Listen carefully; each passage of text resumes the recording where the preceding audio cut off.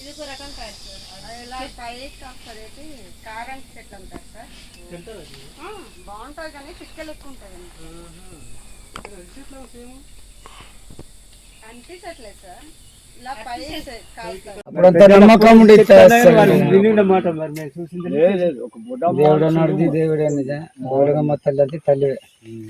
అప్పుడు నా పేరు అబ్బాయి నాయుడు, వంజంగి గ్రామ కాపసుడు.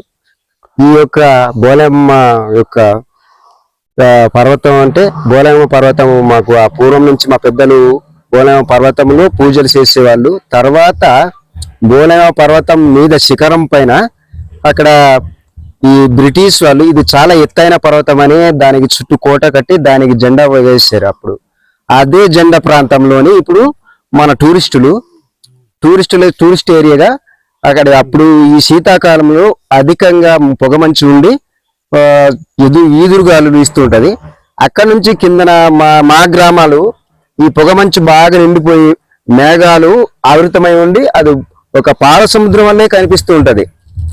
ఆ పాల సముద్రాన్ని సందర్శించడానికి కొన్ని రాష్ట్రాల నుంచి, కొన్ని గ్రామాల నుంచి, విలేజ్ల నుంచి వచ్చి చూస్తున్నారు.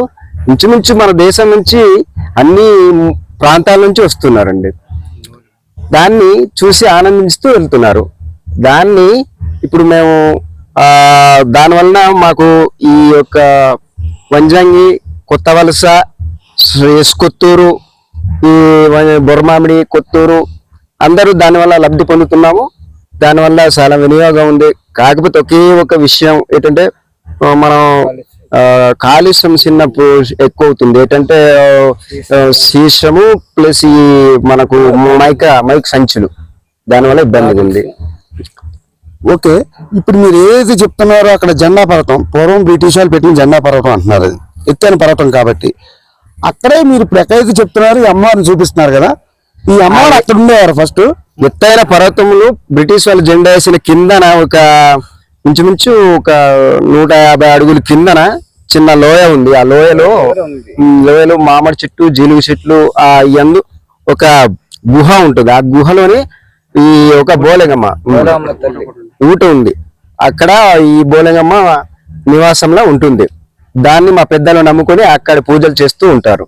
ఆ పూజలు చేసిన సమయంలో కొన్ని సంవత్సరాల తర్వాత పూజారులు, ఆ గ్రామ పెద్దలు అందరు వెళ్ళేసి పూజ చేసి తిరిగి వచ్చేసిన తర్వాత పూజారేమో పొరపాటున అందులో మనం పూజకి పట్టుకెళ్ళవలసిన నీళ్లు పట్టిన చెంబు మర్చిపోయి వచ్చిన తర్వాత ఆ చెంబు కోసం మళ్ళీ పూజారి తిరిగి వెళ్ళిన తర్వాత అక్కడ దేవతలు వాళ్ళు ఈ యొక్క మేము చేసిన పూజ ఫలాలు తీసుకుంటూ సమక్షంలో ఉన్నారు. అదే సమక్షంలో పూజారి వెళ్ళడం వలన దేవుళ్ళు మా సమక్షంలో మీరు ఎదురవడం తప్పుగా భావించి పూజారికి గుణపాఠంగా ఆ చెంబుని మేము ఒక దగ్గర పడేస్తాం. ఆ చెంబు పడిన స్థలంలోని ఇక పైన మీరు పూజా కార్యక్రమాలు చేయండి అనేసి ఆ చెంబుని గ్రామ సరిహద్దు ప్రాంతంలో పడేస్తే ఇక్కడ ఇప్పుడు ప్రస్తుతం మేము చిన్న కోట వేసుకొని దాన్ని పూజలు చేసుకుంటున్నాం. Thank you for watching.